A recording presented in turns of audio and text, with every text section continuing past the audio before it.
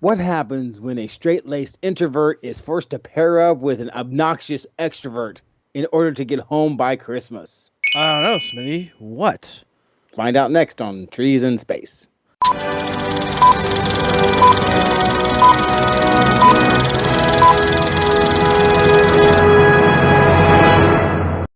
Welcome, everybody. And in case you missed the thumbnail, we are doing the holiday classic, Planes, Trains, and Automobiles.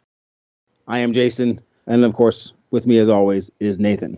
Hey, everybody. Would you really say that this is a holiday classic? Yes, absolutely. It's just, I don't see this movie getting played. Well, I guess maybe I do on CMT. Every Thanksgiving. And maybe that makes sense why I see it get played every time on CMT. I was always, you know what? All right. So for those that don't know the movie, basically Neil Page, who's Steve Martin, he has to get home. He gets stranded in Chicago.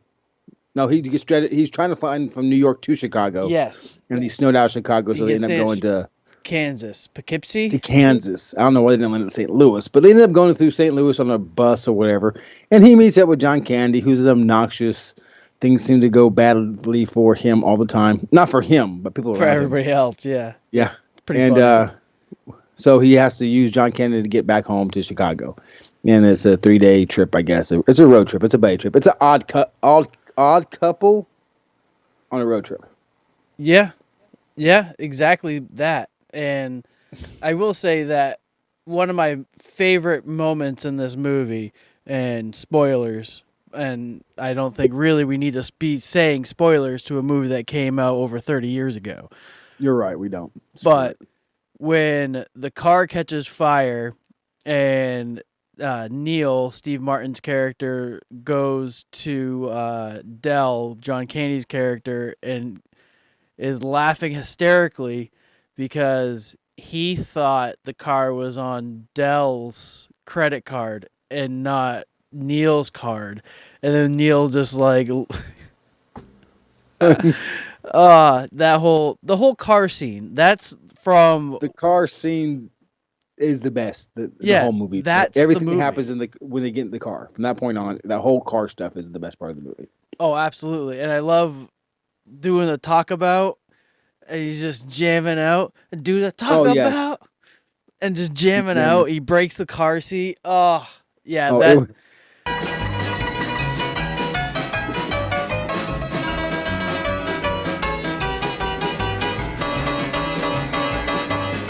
Where they're driving, Kendy's driving, and another car's next to him, screaming at him, "It's like, you're going the wrong way." Yes. And John Candy goes, "Oh, he's drunk. How do they know where we're going?" Yeah. Yeah. And Neil's just like, yeah, you're How do right. they know where we're going? Yeah, that's definitely by far the best part is the car. And it was just, I guess it's hard. John Candy films? Oh, go ahead. Oh, I do. Honestly, John Candy is or was my favorite actor as a kid. Absolutely loved John Candy. And I've recently kind of fallen in love with him from watching movies like this one. Though we're going to be reviewing another movie, and when we do, and when that happens, if we have the same actor in a couple movies back to back or within 2 weeks, that's just accidental. We're not thinking about the look. It's hard to find a movie in the 80s, folks, that didn't have John Candy in it. I'm just going to let you know he was kind of a big deal. I'm kind of a big deal. He was a big deal. And as I was telling you earlier, I really didn't like John Candy much. Like, watch it when he, in the 80s and 90s, watching the movies he was in. I thought he was fine, but I never gave him the respect he deserved as a comedic actor. Acknowledge me. But since that, as I got older, I love his movies. I mean, he's just, and he could carry a movie too. And Steve Martin too. I can't think of anything he's in besides this and The Jerk. The Jerk was hilarious. Three Amigos, which I did not like. I loved The Three Amigos. That movie was delightful. It's a classic. It is a classic. Who are you? I would call that a cult film. Oh, maybe so. Maybe so. And the other, back to this film, it's rated R, by the way. Which, honestly, There's only one reason it is. smoking. Pretty sure it's the F-bombs that were berated to the Oh. the lady at the cashier. I mean, the counter. Oh my God, and that there was was a lot of them. That was so unneeded. Yeah. If Neil was just a little bit more Dell, Yeah. he would have been fine. Don't be so nil. Be a little more Dell. Yeah, Don't be just a so little less anal. Neil, be a little more Dell. Now you don't want to be the Dell who takes up all of a full-size bed. Or the Dell that uses every towel in the shower. Be the Dell that manages to somehow know someone in every single part of everywhere you are. And you should be grateful you're getting a ride. Yes, exactly. And he did know everybody everywhere. And that started off the whole car part of the movie because the dude punches Steve Martin in the face. And John Candy comes and goes, "You almost killed the man." Or what? He goes, "Help me get him in the car." He said, "My pleasure." He grabbed him by his balls. Oh my God, yeah. Oh, That started the car part of the movie. it's true. Now, I do want to go back to that bathroom scene because, ew, oh my God, the floor.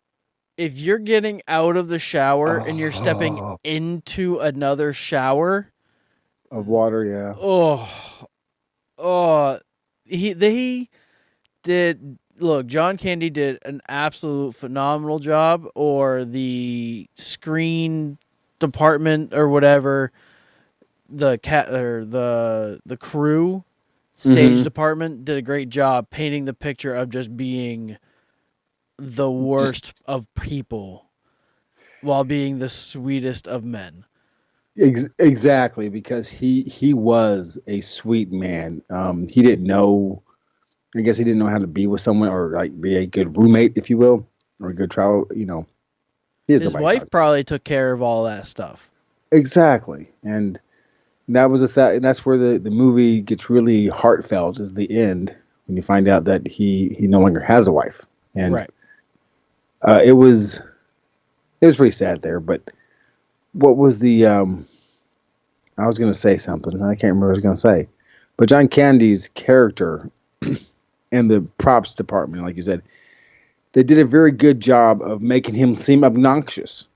And he was, but that was the initial him. He wasn't always obnoxious. And by the time you realized he wasn't so obnoxious, they were kind of stuck in this roller coaster of events going on. Exactly. Yeah. And before you know it, he helped more than he hurt. He did. Yes.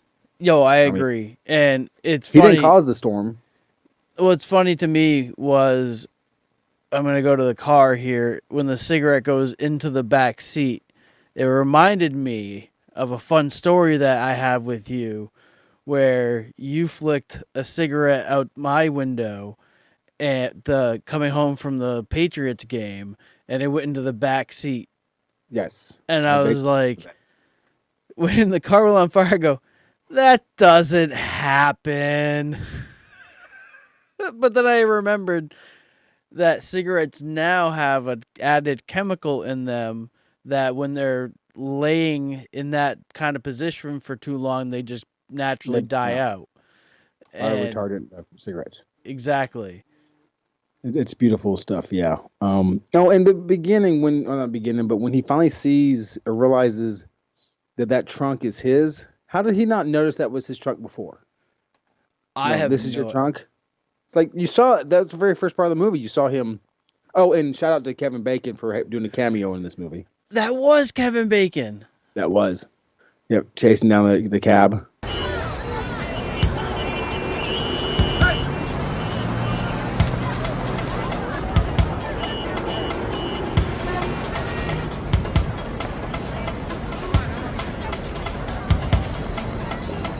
It was weird seeing Steve Martin so young. Like I could still so I love him in Only Murderers in the Building, and if anybody's not watching that, Watch it. Yeah, you're dumb. You should be watching it. We just assaulted all the ones on. Hey, go You're ahead. an idiot. Don't listen to our show. Pause us, go watch Only Murderers in the Building, and then come back to us, and then tell us what you think about it down here in the comments or up here. And to be fair, well, the comments ain't up there. The comments definitely not there. I've only seen the first season. I haven't watched the second season yet. So. Oh, the third season's delightful too. Steve Martin still looks exactly like Steve Martin from now till then. If you look at Chevy Chase from then to now, that's just a fat old man. Yes, it is. He got really big. All of them did. Dan Aykroyd just turned really. I mean, he was already a big guy, but he got they don't look the same. And the reason I mentioned those three is because I believe they all kind of came up on Saturday Night Live together. They were. So, Steve Martin has not changed. Of course, he has always had gray hair or white hair. Right. I think he had a little brown when he was like 20, but it's always been the light color. And he's gotten a little chunkier, but like, he was in Cheaper by the Dozen, and then he was in some dentist movie, and like he's always kind of dentist movie. Yeah, there's a movie where he plays a dentist and he has sex with somebody on screen, and it's really disturbing. Like, you will never unsee Steve Martin having sex.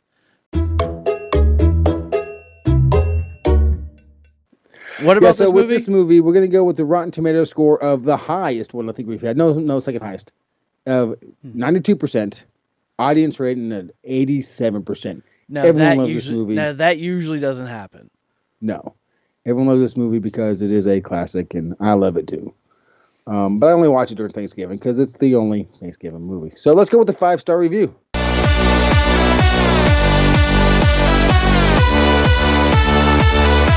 Matthew N.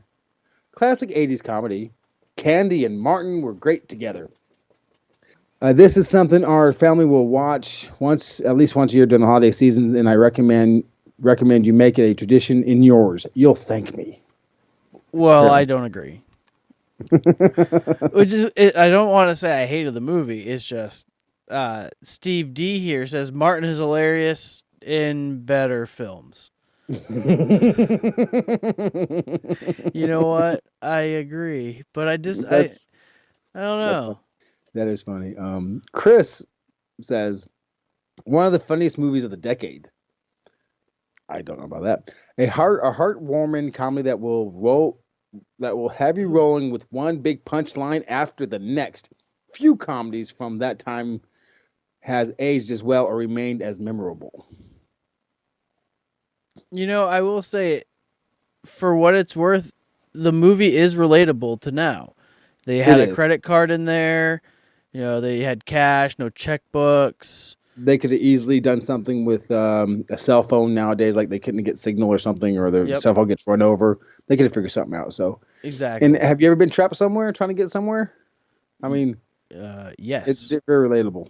It is. Gamer Juker says a solemn diagnosis from a doctor would be more humorous. Without surgery, a patient in your condition can suffer from a major case of deadness. Not sure how many people think this is funny. Mechanical objects continuously breaking down and a guy sticking his hand between another man's butt cheeks. Wow, that's hilarious. That was a funny part. It was a funny part. My hands between two pillows. Those aren't pillows. And Dan B says John Candy and Steve Martin are perfect in this movie about the limits of tolerance when everything just keeps going wrong. Charming and lovable. I 100% with that. This movie is 100% charming and lovable and delightful. It's heartwarming. It's got perfect 80s humor. It really does. And this is from Unknown. Boring and stupid. Watching it was painful. And I walked out of it. Then you didn't. Then when did you walk out? That? What's that? I'm just saying, he remembered he walked out on it. That's how bad it was. Right? Because he didn't watch it recently if he walked out of it. Clearly. I mean, unless he's like in his own living room and says, fuck it. Fuck this movie. I'm out. It's like, just turn it off. It's so bad I didn't want to touch the remote. I liked it enough so that way it gets a Nielsen rating, but I didn't like it enough so that way I needed to be in the room. Fair enough. 1 star. Okay. The wow, that's funny response or comment is Shadid Q. Day, Monday, date, 14th December 2015, time, 9:30 p.m., with no one on HD TV. Yeah. What the fun is up with that, Shadid? You need to clarify there, friend. Clarify on what this is supposed to mean. So go ahead, my friend, and give us your bushes and your trees. I love Steve Martin. I love John Candy. I love I love the movie. The only real problem for me is grainy cinematography. Kind of like you. It's just kind of blurred out a little bit. It's not real crisp and clear like I am the whole time. Well, send me a damn camera, dude. I actually need to order one online. Anyways, so I am having an issue with nostalgia versus how this movie is, and also I'll rate it as an 80s-ish movie because I know it was like the late 80s, like 87 or 9 or somewhere in there. I will give this movie 2 trees. 2 trees. That's 2 trees. Okay, that's fair.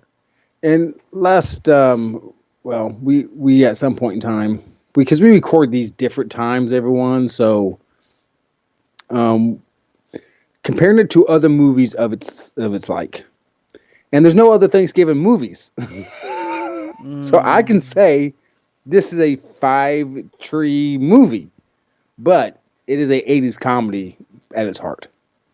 Yeah, it's a John Hughes movie at its heart. If I compare it to all the other John Hughes movies, and that's what I have to do, that would be the Home Alones. That would be the all the John Hughes movies. Uncle Buck. Did he do Breakfast Club? Breakfast Club. Yes. Anything in Chicago with teenagers in the 80s. That's what he did. Ferris Bueller's Day Off. Ferris Bueller's Day Off is a bop. Yes. That movie is fire. So compared to all those, I also am going to have to give it 2 trees. So we agree on a movie. We need a bell, a ribbon that says like they did it. Success. But everyone out there, thank you for listening to another episode of Trees in Space. Also, remember, please like what? I said thank you for watching. Oh, yes. So please like, subscribe, get a notification right there. That notification right I think it's right. It might be over here. Yeah, and tell your friends, tell your mom, have a happy Thanksgiving. Tell your dog. And let us know what you want us to watch and review. One of your favorite movies, to see if we agree with your opinion, which we won't, because your opinion is bad compared to us. But anyways, y'all have a great day.